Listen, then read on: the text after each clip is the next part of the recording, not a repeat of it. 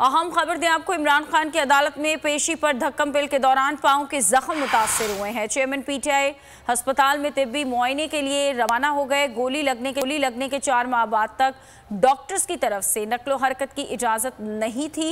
इस बारे में मजीद जान लेते हैं। से जाबिर बताइएगा। जी बिल्कुल, चेयरमैन तरीके से इमरान खान जो है पाँव का जख्म सूज जाने की वजह से अशोक खान अस्पताल रवाना हुए हैं, जहां तभी मायना किया जाएगा।